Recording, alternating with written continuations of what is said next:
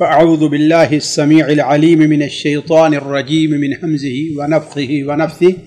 بسم الله الرحمن الرحيم.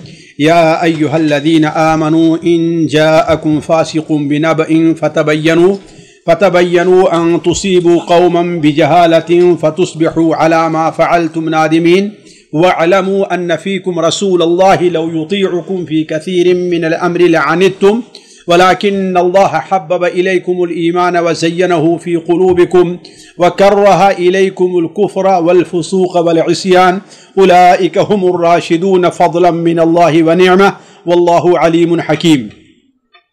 سبحانك اللهم ربنا وبحمدك سبحانك اللهم وبحمدك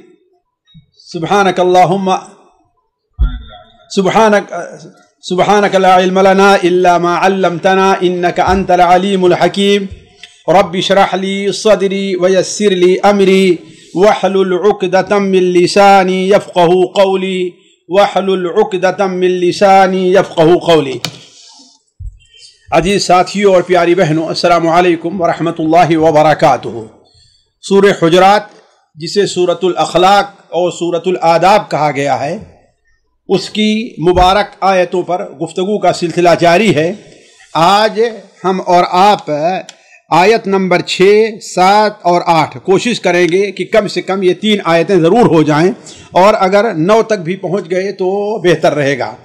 تو آج آیت نمبر 6 کے اندر ایک نیا ادب شروع ہو رہا ہے. جیسا کہ ہم نے بتایا تھا شروع میں کہ سورت کے اندر اللہ کے ساتھ کن آداب کو مد نظر رکھنا چاہیے، اللہ کے رسول صلی اللہ علیہ وسلم کیا ادب کو مد نظر رکھنا چاہیے، اور مسلمان جو حاضر ہیں ان کے سامنے کیا ادب مد نظر ہو، جو مسلمان غائب ہیں ان کے تئیں کن آداب کو مد نظر رکھنا چاہیے، اور یہ کہ اگر مسلمانوں سے متعلق ہمارے پاس کوئی خبر آتی ہے یا مسلمانوں کے پاس کوئی خبر آتی ہے تو اس بارے میں مسلمانوں کو کن آداب کو مد نظر رکھنا چاہیے.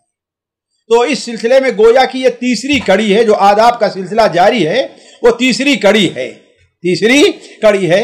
پہلی کڑی تو اللہ کا ادب، دوسری چیز اللہ کے رسول صلی اللہ علیہ وسلم کا ادب، اور تیسری چیز کیا ہے کہ مسلمانوں کے پاس اگر کوئی خبر آتی ہے کسی سے متعلق تو اس سلسلے میں مسلمانوں کو کن آداب کو مد نظر رکھنا چاہیے. اور میں سمجھتا ہوں کہ یہ چیز اس صورت کے اندر ہمارے آپ کے حالات کے لحاظ سے بہت اہم ہے، اس لیے کہ ہم میں سے بہت سے لوگ، اللہ تعالیٰ کا فضل ہے کہ اللہ تعالیٰ کے جو آداب ہیں اس کو مد نظر رکھتے ہیں، اللہ کے رسول صلی اللہ علیہ وسلم کے ساتھ کیا ادب ہونا چاہیے اس کو مد نظر رکھتے ہیں، حتیٰ کہ مسلمان جو سامنے ہیں ان کے ساتھ کیا اس کو بھی مد نظر رکھتے ہیں. لیکن جہاں پر یہ بات آتی ہے کسی مسلمان کی طرف سے کوئی خبر آ گئی، کوئی اور خبر حالات کے پیش نظر آ گئی، تو اس سلسلے میں آداب کو مد نظر رکھنے میں بہت سے لوگ کوتا ہیں. اس لیے ہمیں اور آپ کو اس پر خصوصی توجہ دینی چاہیے. تو اللہ تبارک و تعالیٰ ارشاد فرماتا ہے، یا ایھا الذین آمنو، اے ایمان والو. اور ہم نے کہا تھا کہ ہر ادب، جو 5-6 ادب بیان کیے گئے ہیں، ہر ادب کی ابتدا میں اللہ تعالیٰ نے اہل ایمان کو خطاب کیا ہے، یا ایھا الذین آمنو. حالانکہ ایک ہی بار یا ایھا الذین آمنو کہنا کافی تھا، لیکن یہ واضح کرنے کے لیے کہ ایمان کا یہ تقاضا ہے. ایک شخص جو مسلمان ہو گیا ہے تو اس کے مسلمان ہونے کا تقاضا ہے کہ یہ کرے یا یہ نہ کرے.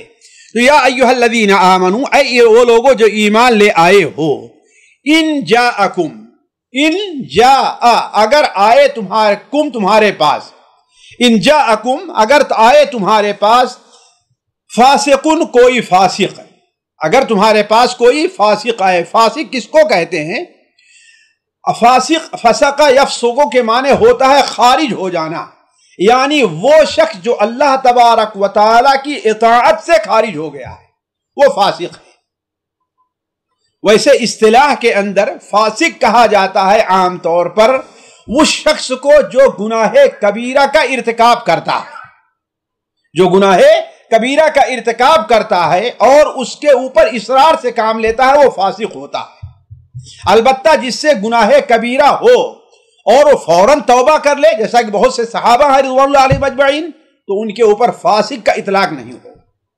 فاسق وہ ہے کہ جو گناہ کبیرہ کا ارتکاب کرتا ہے اور اس پر اصرار بھی کرتا ہے، اس سے توبہ نہیں کرتا، یہ وہ ہے فاسق۔ ویسے قرآن مجید میں فاسق جو آیا ہے وہ کافر کے معنی میں بھی آیا ہے، الکافرون هم الفاسقون کے الفاظ صراحت کے ساتھ قرآن مجید میں آئے ہوئے ہیں۔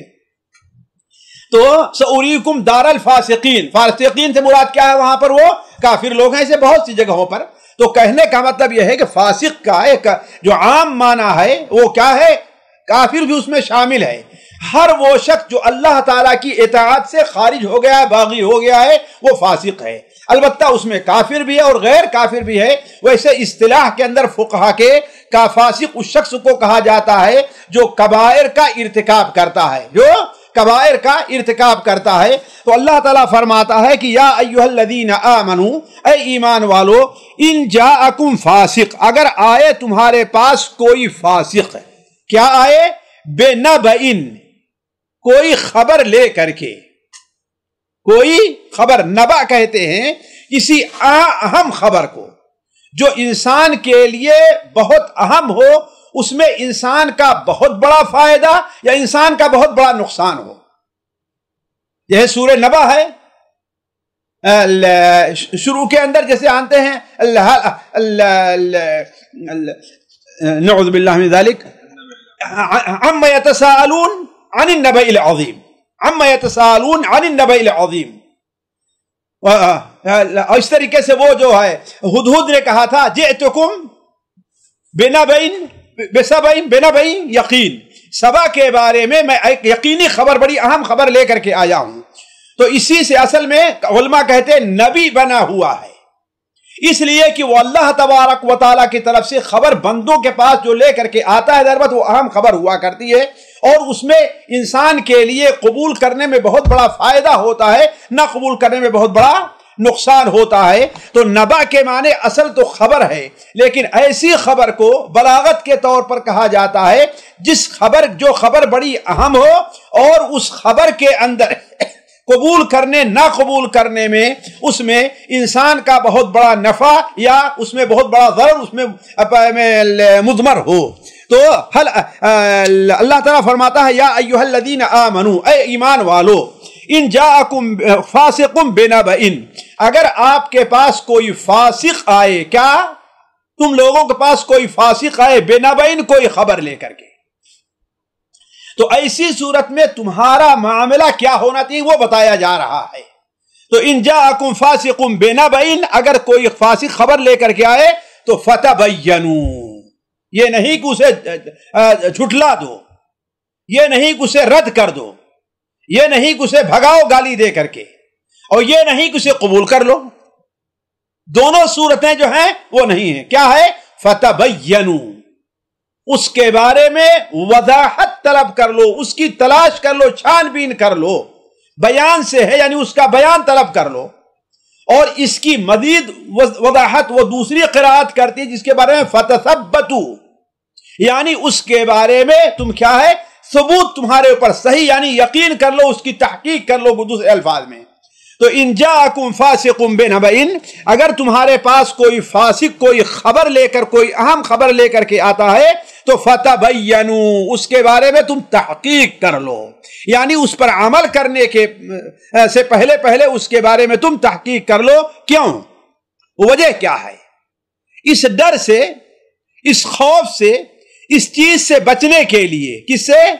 ان تصیبوا قوما بجہالہ، اس ڈر سے کہ تصیبوا قوما، کسی قوم کو تم پہنچا دو، مصیبت پہنچا دو، نقصان پہنچا دو۔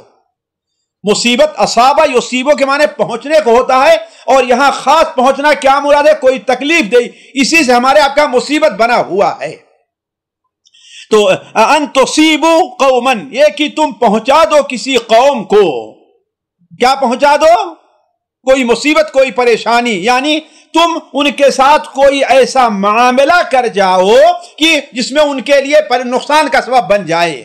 تو اس خوف سے کہ ان تصیبوا قوما بجہالۃ، بجہالۃ، جہالت سے، نادانی سے، یعنی تمہیں چونکہ خبر کی تحقیق نہیں تھی، جو خبر تمہیں پہنچی وہ صحیح نہیں تھی، اس خبر کو تم نے بنیاد بنا کر کے کسی کو نقصان پہنچا دیا، تو گویا کہ انسان اگر کسی ایسی خبر کے اوپر عمل کرتا ہے جو قابل اعتماد نہیں ہے، تو وہ اللہ تبارک و تعالی کے نزدیک شاید قابل معافی نہ ہو، وہ شاید قابل معافی نہ ہو، بلکہ وہ شخص ہے جو شخص شریعت کے بارے میں تحقیق کرتا ہے اور غلطی سے کوئی فتویٰ دے دیتا ہے تو قابل معافی ہے اللہ کے نزدیک، بلکہ اس کو اس پر اجر دیتا ہے اللہ تعالیٰ، لیکن یہاں پر نہیں، اس لیے کہ اللہ اس کو جہالت قرار دے رہا ہے، اس کو مخطی نہیں قرار دے رہا ہے۔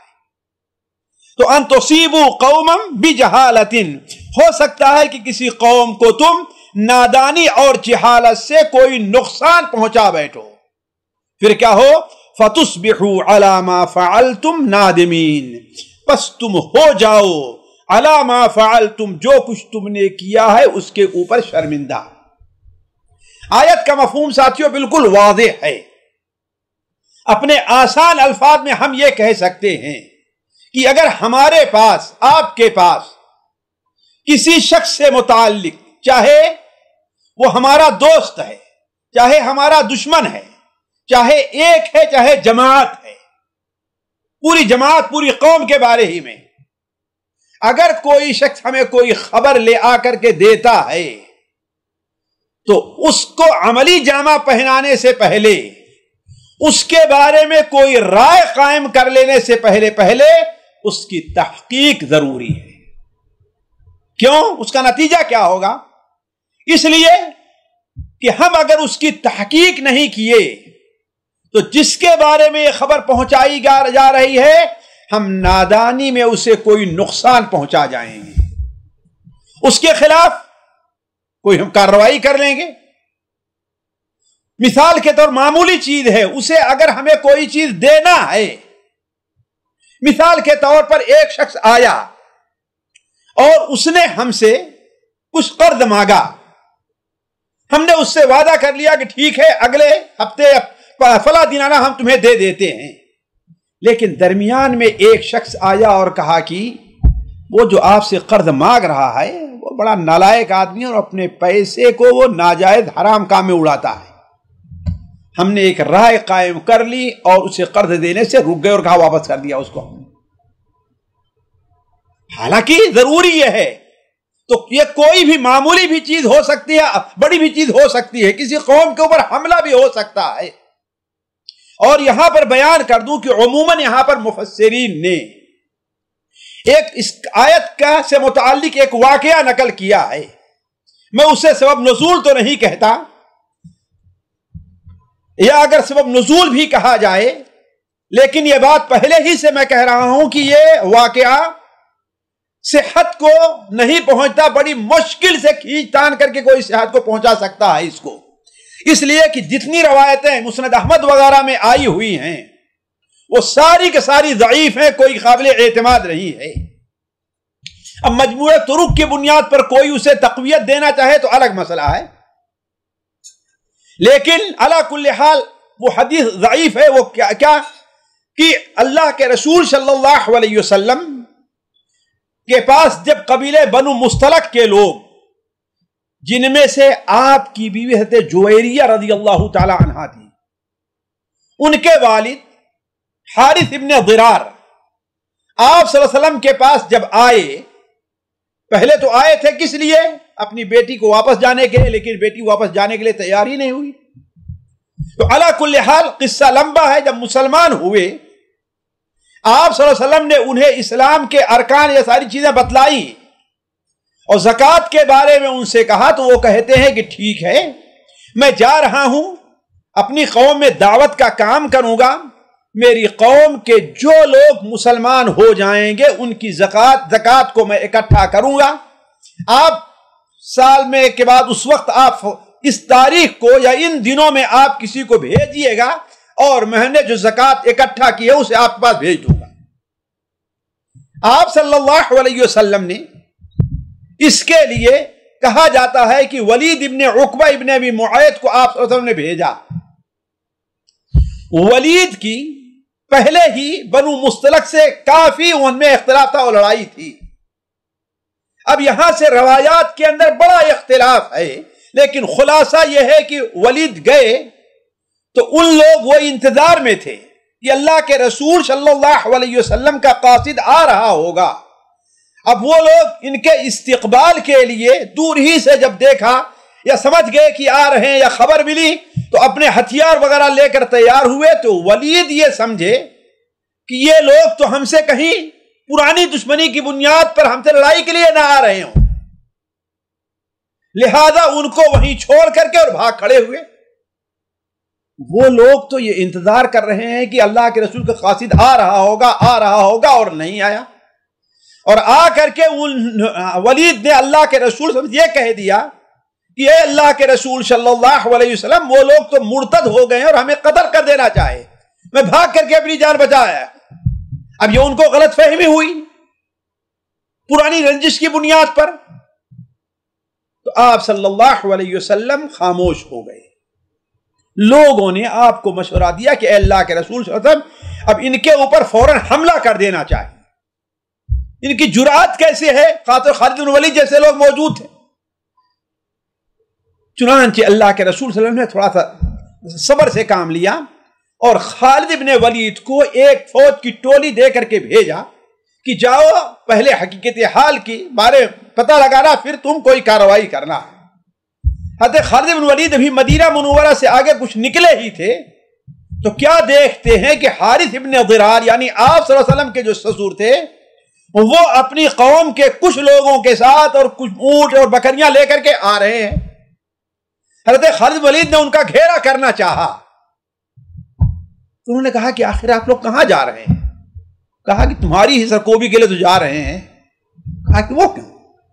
کہا کہ خبر ملی ہے کہ تم لوگوں نے اللہ کے رسول صلی اللہ علیہ وسلم کے قاصد جو بھیجا گیا تھا اس کو بھگایا اور اس کو زکات نہیں دینی چاہیے بلکہ قتل کرنے کے. کہ ہمارے پاس تو کوئی آیا ہی نہیں، ہمارے پاس تو کوئی آیا ہی نہیں ہے. پھر اللہ کے رسول خدمت میں حاضر ہوئے تو کہتے ہیں کہ اس وقت یہ آیت نازل ہوئی. اس وقت یہ آیت نازل ہوئی کہ ہر ایسی کوئی خبر اہم آئے اور ہر کوئی ایسا ایرا گیرا آدمی آ کر کے کوئی خبر دے تو اس کے اوپر کوئی عمل کرنے سے پہلے کیا کرنے؟ فتثبتوا، اس کی کیا ہے؟ تحقیق کر لو، اس کی جانچ کر لو، اس کے حقیقت تک پہنچنے کی کوشش کرو. اور ساتھیوں اگر دیکھا جائے آج تو ہمارے اندر یہ بہت بڑی کمی پائی جا رہی، افراد اور جماعت ہر ایک کے اندر، بلکہ بدقسمتی سے میں کہوں گا کہ اس بارے میں علماء اور دعات بھی اس سے شاید ہی کوئی بچے ہوئے ہیں. علماء الحفیظ کسی جماعت کے بارے میں کوئی خبر آئی اس کے اوپر رائے قائم کر لیتے ہیں، حتیٰ کہ بہت سے لوگوں کے بارے میں ان سے کہا گیا یہ کہاں، یہ ارے فلاں جماعت والا ایسا ہے وہ یہ کرتے. بھائی کیسے معلوم ہوا آپ کو؟ کیسے معلوم ہوا؟ فلاں صاحب نے کہا، علامہ نے فلاں صاحب نے کہا ہے، بس اسی بنیاد پر قائم کر لیے. حتیٰ کہ اگر جا کر کے بعد ایسے خود ہم نے تجربہ کیا ہے کہ بعد ایسے کتابوں کے حوالے سے نقل کی گئی ہے کہ مؤلف جو کہہ رہا ہے اس کے بالکل برعکس انہوں نے سمجھا ہے اور اسی بنیاد پر اس مؤلف کے بارے میں، اس کتاب کے بارے میں، اس مذہب فقہی کے بارے میں انہوں نے اپنی ایک رائے قائم کر لی ہے کہ یہ جان بوجھ کر حدیث رسول کی مخالفت کرتے ہیں. میں کسی بعینی شخص کے بارے میں نہیں کہتا. تو کہنے کا مطلب ہے کسی بارے میں آئی ہو، چاہے کسی سے متعلق وہ خبر ہو، کسی جماعت سے، کسی فرد سے متعلق، تو اس کے بارے میں تحقیق کرنا ضروری ہے. خاص طور پر دو میدان میں. ایک میدان میں تو یہ ہے کہ اگر ہمیں اس کے بارے میں کوئی علمی رائے قائم کرنی ہے، دوسری چیز اس بارے میں کہ اگر ہمیں اس کے بارے میں کوئی سیاسی موقف اختیار کرنا ہے تو کم سے کم اگر کوئی آدمی اس سلسلے میں کرتا ہے تو کم سے کم جس کے بارے میں ایسے جھوٹی یا غیر معقول خبر پہنچی ہے اس کے پر رائے قائم کر کے اس کے بارے میں غیبت کرنا شروع کر دیتا ہے. نعوذ باللہ من ذالک. ذرا سوچیں، غیبت کرنا، اور ظاہر غیبت کتنا بڑا گناہ ہے. ان تصیبوا قوما بجہالہ، یہ کہ تم جہالت کی بنیاد پر کسی قوم کے اوپر کوئی رائے قائم کر لو، حملہ کر دو، اسے کوئی نقصان پہنچا دو۔ تو اسی لیے میں کہہ رہا تھا کہ یہ آیت، یہ ادب جو بیان کیا جا رہا ہے، کوئی خبر آ رہی ہے، دینی خبر ہے، دنیاوی خبر ہے، اقتصاد سے متعلق ہے، کسی چیز سے متعلق ہے، خاص طور پر آج کل کے سوشل میڈیا کے زمانے میں جہاں ہر آدمی کے ہاتھ میں کہہ دیجئے کہ قلم ہے اور اسے آزادی حاصل ہے، اور ہر آدمی جس میدان میں بھی چاہتا ہے، جو کچھ لکھنا چاہتا ہے وہ لکھ دیتا ہے، اور ہر آدمی اس کے ذریعے سے اپنا ایک نام کمانا چاہتا ہے، تو ایسے موقع پر انسان کا جو تقوی ہوتا ہے اور کمزور پڑ جاتا ہے۔ اس لیے ضروری یہ ہے کہ ہم اس ادب الہی کو جو اللہ تعالی ہمیں یہ ادب سکھا رہا ہے، اس بارے میں ہم اس پر خصوصی توجہ دینے کی کوشش کریں۔ یا ایھا الذین آمنو، اے ایمان والو، اگر تمہارے پاس کوئی فاسق، یہاں پر رک کر کے کہہ دوں کہ اس بنیاد پر بعض کبار مؤلفین نے بھی ولید ابن عقبہ کو فاسق گردانا ہے کہ اللہ نے اس کو فاسق کہا ہے، حالانکہ اللہ تبارک و تعالی ایک عام حکم بیان کر رہا ہے، نہ کسی شخص کے اوپر حکم لگا رہا ہے۔ سوچنے کی ضرورت ہے یہ، ورنہ اگر ولید اس قدر فاسق تھا نعوذ باللہ من ذالک، تو نبی کریم صلی اللہ علیہ وسلم جیسے باریک بین شخص کے اوپر کیسے وہ شخص پوشیدہ رہ گیا کہ آپ نے اسے اپنا قاصد بنایا صدقہ وصول کرنے کے لیے؟ یہ معقول سی بات ہے؟ یہ گویا ولید کے اوپر حملہ نہیں، اللہ کے رسول صاحب کے اوپر حملہ ہوگا۔ یہ تو کہنے کا مطلب یہ ہے کہ یہاں فاسق اگر جو کہا گیا ہے تو ایک عام حکم کے طور پر ہے، نہ کہ کسی ذات کو مخاطب کر کے کہا جا رہا ہے، اس کے اوپر توجہ دینی چاہیے۔ تو یا ایھا الذین آمنو، اے ایمان والو، اگر تمہارے پاس فاسق کوئی خبر لے کر کے آتا ہے تو فتبینوا، تم اس کے بارے میں تحقیق کر لو، اس خطرے سے بچنے کے لیے کہ کسی قوم کے اوپر نادانی میں تم اسے نقصان پہنچا دو، اور پھر اب جو کچھ تم نے کیا اس کے اوپر شرمندہ ہو۔ وَاعْلَمُوا، اور یاد رکھو، وَاعْلَمُوا، اور یاد رکھو، کیا یاد رکھو؟ ان فیکم رسول اللہ، اللہ کا رسول تمہارے درمیان موجود ہے۔ تم اپنے طور پر کوئی رائے نہ قائم کرو، اپنے طور پر کوئی فیصلہ نہ کرو، اس سلسلے میں اللہ کا رسول کیا کہتا ہے اس کے اوپر توجہ دو۔ تو اور یہ حکم اللہ کے رسول کے ذات کے وجود تک محدود نہیں ہے، اللہ کے رسول صلی اللہ علیہ وسلم تعلیمات کے وجود پر بھی یہ چیز پائی جا رہی ہے۔ تو گویا ہمارے اور آپ کے اوپر اللہ تعالیٰ کا ایک بہت بڑا احسان ہے کہ اگر اللہ کے رسول صلی اللہ علیہ وسلم اپنی ذات کے اعتبار سے ہمارے اندر موجود نہیں ہیں، لیکن اپنے فیصلے، اپنے اقوال اور اپنے افعال، اپنے کردار کی حیثیت سے ہمارے اندر پائے جا رہے ہیں۔ تو وَاعْلَمُوا ان فیکم رسول اللہ، دھیان رکھو اس بات کو کہ تمہارے درمیان اللہ کا رسول ہے۔ لو یطیعکم فی کثیر من الامر لعنتم، لو یطیعکم، اگر وہ تمہاری اطاعت کرے، اگر تمہاری بات مانے، تمہاری رائے قبول کر لے، جیسا کہ اس بارے میں بنو مستلق کے بارے میں لوگوں نے رائے دی تھی کہ ان کے اوپر فوراً حملہ کر دینا چاہیے۔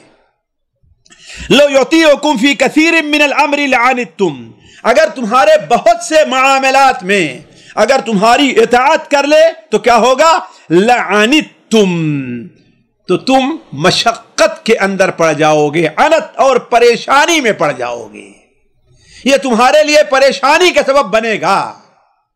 گویا رسول صلی اللہ علیہ وسلم کے اوپر اپنی رائے فرض کرنا، آپ صلی اللہ علیہ وسلم کے فیصلے پر اپنا فیصلہ فرض کرنا، آپ کی کوئی حدیث ہے اس کی تعویل اپنے طور پر کرنا، یہ انسان کے خود مشکل اور پریشانی میں پڑ جانے کا سبب ہے۔ تو لو یطیعکم فی کثیر من الامر لعنتم ولکن اللہ حبب الیکم الایمان، لیکن یاد رکھو یہ اللہ تعالیٰ کا تمہارے اوپر کرم اور فضل ہے۔ کیا؟ لیکن اللہ تعالیٰ نے حبب الیکم الایمان، تمہارے لیے ایمان کو محبوب کر دیا ہے۔ حبب الیکم الایمان، تمہارے لیے محبوب کرنا، ظاہر محبوب کے حب کہاں پائی جاتی ہے؟ دل میں۔ گویا تمہارے دل میں ایمان کو محبوب کر دیا ہے، اور ایمان اپنے تینوں شاخوں کے ساتھ ساتھ ہے، تینوں شرطوں کے ساتھ ساتھ ہے، وہ محبوب ہے۔ یہ نہیں کہ صرف دل میں لینا محبوب ہے، صرف یہ نہیں کہ زبان سے کہنا محبوب ہے، نہیں، صرف یہ نہیں کہ ظاہر میں عمل کرنا، نہیں، پورے اعتبار سے، قول کے لحاظ سے بھی، زبان اور دل کے عقیدے کے لحاظ سے بھی، اور عمل کے لحاظ سے بھی اللہ تعالیٰ نے ایمان کو تمہارے لیے محبوب کر دیا ہے، اور اسی کا تقاضا ہے کہ اللہ کے رسول کی اطاعت بھی تمہارے لیے محبوب ہے۔ تو لیکن اللہ حبب الیکم الایمان، لیکن اللہ تبارک و تعالی نے تمہارے لیے ایمان کو محبوب کر دیا ہے، وزینہ فی قلوبکم، اور تمہارے دل میں اسے مزین کر دیا ہے، سجا دیا ہے، تمہارے دل کی وہ زینت بنی ہوئی ہے۔ تو گویا اصل جو ایمان ہے وہ کہاں ہوتا ہے؟ دل میں ہوا کرتا ہے۔ اصل حب کہاں پر ہوتا ہے؟ انسان کے دل میں ہوتا ہے، اور زبان سے اور کردار سے اس کے آثار ظاہر ہوتے ہیں، کس کے؟ حب کے۔ لیکن جس طریقے سے صرف دل کی محبت کافی نہیں، اپنے باپ کی دل میں بڑی محبت ہو لیکن اس کے لیے ایک پیسہ بھی خرچ نہ کرے، اس خدمت نہ کرے، ظاہر بات ایسی محبت قبول نہیں ہے۔ تو ایسا ایمان بھی قبول نہیں ہے کہ جو صرف دل میں پایا جائے اور زبان اور اعضاء سے اس کے اوپر کوئی اثر نہ ہو۔ تو ولیکن اللہ حبب الیکم الایمان وزینہ فی قلوبکم وکرہ الیکم الکفر والفسوق والعصیان، اور ناپسند کیا ہے، مبغوض بنا دیا ہے تمہارے لیے، تمہارے نزدیک، کس کو؟ کفر کو، فسوق کو، اور عصیان اور نافرمانی کو۔ ذرا غور کریں، ہم نے کہا تھا کہ ایمان یہاں اپنے تینوں معنی میں پایا جا رہا ہے، کس میں؟ دل کے عقیدے میں بھی، زبان کے اقرار میں بھی، اور عمل سے میں بھی۔ اس لیے صرف ایمان کہا، اس کے مقابلے میں کیا کہا اللہ تعالیٰ نے؟ کفر کا، فسوق کا اور عصیان کا۔ بعض علماء نے کہا کفر سے مراد دل کا معاملہ ہے، فسوق سے مراد زبان ہے، اور عصیان سے مراد کیا ہے؟ نافرمانی ہے۔ تو ولیکن اللہ حبب الیکم الایمان وزینہ فی قلوبکم وکرہ الیکم الکفر والفسوق والعصیان، اور تمہارے نزدیک اللہ نے کفر کو، فسوق، فسق اور گناہ کو، والعصیان اور نافرمانی کو اللہ تعالیٰ نے ناپسند کر دیا، مبغوض کر دیا ہے۔ اولئک هم الراشدون، یہی وہ لوگ ہیں جو راشدون ہیں۔ رشد کس کو کہتے ہیں؟ رشد کہتے ہیں کہ انسان مستقیم اور سیدھے راستے کے اوپر ہو، اور ظاہر بات ہے یہ الگ الگ ہوگا، زبان کے معاملے میں سیدھے راستے پر ہونا الگ ہوگا، عمل کے مقابلے میں الگ ہوگا، اور یہ اقتصاد کے معاملے میں، عبادت کے معاملے الگ الگ ہوگا۔ لیکن ایسے ہی لوگ ہیں جو راشدون ہیں، سیدھے راستے پر ہیں، ہدایت یافتہ ہیں۔ یہ آیت گویا صحابہ کرام کے لیے بہت بڑا اللہ تبارک و تعالیٰ کی طرف سے تحفہ ہے جو مل رہا ہے، کہ اللہ تبارک و تعالیٰ نے ان کے بارے میں یہ فرمایا کہ اللہ نے ان کے لیے، ان کے نزدیک کفر کو، فسوق کو اور عصیان، نافرمانی کو اللہ نے ان کے نزدیک ناپسند کر دیا ہے۔ اسی لیے علماء کہتے ہیں کہ صحابہ جو کچھ بھی بیان کرے اللہ کے رسول صلی اللہ علیہ وسلم کی طرف سے، وہ کیا ہے؟ حق اور سچ مانا جائے گا۔ کسی صحابی کے اوپر فسوق کا حکم نہیں لگ سکتا ہے، یہ اللہ تعالیٰ کی شہادت ہے۔ اور کس کے بعد شہادت ہے؟ اس کے بعد شہادت ہے کسی خبر کے آنے کے بارے میں۔ گویا اللہ کے رسول کی طرف سے کوئی صحابی کوئی چیز پہنچا رہا ہے تو اس میں وہ حق مانا جائے گا۔ کیوں؟ اس لیے کہ اللہ تبارک و تعالیٰ نے ان کے دل سے رسول کی نافرمانی کو اللہ تعالیٰ نے خارج کر دیا ہے۔ فضلا من اللہ و نعمہ، یہ اللہ تبارک و تعالیٰ کی طرف سے بہت بڑا فضل تمہارے اوپر ہے، بہت بڑی تمہارے اوپر اللہ کی بہت بڑی نعمت ہے۔ فضلا من اللہ و نعمہ، یہ کیا؟ یعنی ایمان کا محبوب کر دینا اور کفر اور فسوق کا مبغوض بنا دینا تمہارے نزدیک، کہ اللہ تبارک و تعالیٰ کا بہت بڑا فضل ہے۔ اس میں تمہاری اپنی کوئی بہادری نہیں ہے، نہ اس میں کوئی اپنی تمہارا کوئی ذاتی کردار ہے، صرف اللہ تعالیٰ کا فضل ہے۔ ونعمہ، اور اللہ تبارک و تعالیٰ کی تمہارے اوپر یہ نعمت ہے۔ واللہ علیم حکیم، اللہ تبارک و تعالیٰ علم رکھنے والا اور حکمت والا ہے۔ یعنی اللہ تعالیٰ اپنے علم کی بنیاد پر جانتا تھا کہ یہ انہی لوگوں کو ملنی چاہیے یہ چیز جو اللہ کے رسول صلی اللہ علیہ وسلم کے متبع ہیں اور آپ کے سے محبت کرنے والے اور آپ کے ساتھ رہنے والے ہیں. حلیم حکیم، اور اپنے ہر کام میں اللہ تبارک و تعالی حکمت والا ہے. ساتھیوں، ان آیات سے متعلق باتیں تو بہت ہیں، لیکن چونکہ وقت کافی ہو گیا اس لیے اب میں چند فائدے ان آیات سے متعلق جو اپنے تربیتی ہیں ہمارے اور آپ کے لیے، وہ میں آپ کے سامنے رکھتا ہوں. دیکھیے، پہلی چیز یہ ہے فاسق کی خبر قبول نہ کی جائے گی، کیونکہ فسق کا معنی کیا ہو گیا؟ فاسق کا جب وہ اللہ تبارک و تعالی کی اطاعت سے نکل گیا ہے تو اس کا مطلب یہ ہے کہ اسے کسی کا خوف نہیں، وہ جہاں پر اس کی مصلحت ہوگی جھوٹ بول جائے گا بس. اسی لیے فاسق کی خبر کو قبول کرنے سے. لیکن دوسری بات یہ ہے کہ قبول نہ کرنے کا معنی کیا ہے؟ قبول نہ کرنے کا معنی یہ نہیں کہ اسے فوراً رد کر دیا جائے گا، نہیں. فاسق کی خبر اس وقت تک رد نہ کی جائے گی جب تک کہ اس کی تحقیق نہ کر لی جائے. اس لیے کہ اللہ نے نہیں فرمایا کہ ان جاکم فاسقون بنبئن فتردوا، کیا فرمایا؟ فتبینوا. تو گویا اگر کوئی تحقیق کی جائے، اگر کوئی وجہ قبول ہے تو قبول کر لی جائے گی، اور اگر وجہ قبول نہیں ہے تو وہ چیز رد کر دی جائے گی. اس بات کو سمجھنا چاہیے. اسی لیے علماء جن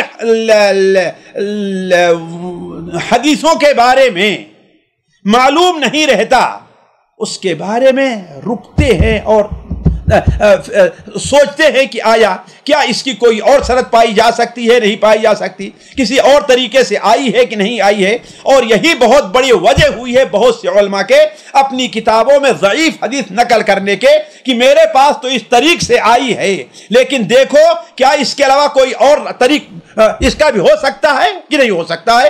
اس کی بہت سی مثالیں امام حنبل سے، امام شافعی سے ہیں، لیکن اب وقت نہیں کہ میں وہ مثالیں آپ کے سامنے دوں. تو یہ علی کل حال یہ سمجھنا چاہیے اس کو. تیسرا فائدہ، جس شخص کا عادل ہونا معلوم نہ ہو اس کی بات بھی قبول نہ کی جائے گی. ہو سکتا ہے کہ وہ فاسق ہو اور ہو سکتا ہے فاسق نہ بھی ہو. چونکہ ہمیں معلوم نہیں ہے، خاص طور پر اللہ کے رسول کی حدیث جو ہوگی اس کو قبول اس وقت تک نہیں کیا جائے گا جب تک کہ معلوم نہ ہو جائے کہ بیان کرنے والا کیا ہے. اسی لیے علماء مجہول الحال راوی کی حدیث کے اوپر کیا توقف سے کام لیتے ہیں. چوتھا فائدہ، اس کا الٹا مفہوم یہ نکلا کہ جو عادل ہے اس کی خبر قبول کر لی جائے گی. پانچواں فائدہ، کسی بھی اس قسم کی خبر کی جانچ پڑتال نہ کرنا انسان کو پریشانی اور مصیبت میں ڈال دیتا ہے. اور انسان خود، ہم اور آپ اپنے ماضی کے اوپر غور کر لیں تو کتنی بار ہم کو ایسے شرمندہ ہونا پڑا ہوگا. اس لیے کسی کے بارے میں کوئی خبر آئی، ہم نے ایک رائے قائم کر لی اور تھوڑے ہی دن میں دوسرے تیسرے چوتھے دن معلوم ہوا کہ یہ رائے بالکل غلط تھی ہم نے جو قائم کی ہے، اور جو ہم نے اس کی غیبت کی، اسے کچھ کہا، وہ بالکل غلط معاملہ ہے. آج کے زمانے میں خبروں کی جانچ کی زیادہ اہمیت ہے پچھلے زمانے کے مقابل میں. جب اللہ کے رسول آپ کے زمانے میں جبکہ لوگوں میں حتیٰ کہ کافر بھی ہوتا وہی بسا اوقات عدل سے کام لیتا تھا زیادہ تر. تو آپ کے زمانے کے بارے میں جب یہ بات ہے تو آج کل کا معاملہ کیا ہوگا جہاں پر امانت لوگوں سے ضائع ہو چکی ہے. رسول اللہ صلی اللہ علیہ وسلم کی موجودگی بہت بڑی نعمت ہے. وَاعْلَمُوا أَنَّ فِيكُمْ رَسُولُ اللَّهِ. آج اللہ کے رسول کی سنت اور حدیثوں کی موجودگی ہمارے لیے بہت بڑی نعمت ہے.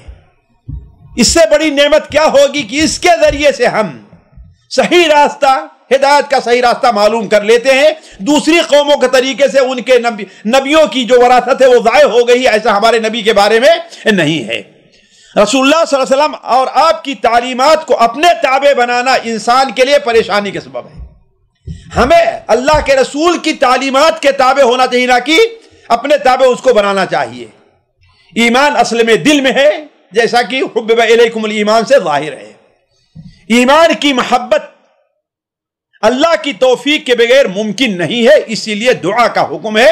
اور نبی صلی اللہ علیہ وسلم کی بہت دعائیں ہیں جسے ہمیں آپ کو یاد کرنا چاہیے، خاص طور پر وہ دعا جو ملائے اعلیٰ کی حدیث میں موجود ہے کہ اللہم انی اسألک حبک وحب من یحبک وحب عمل یقربنی الی حبک۔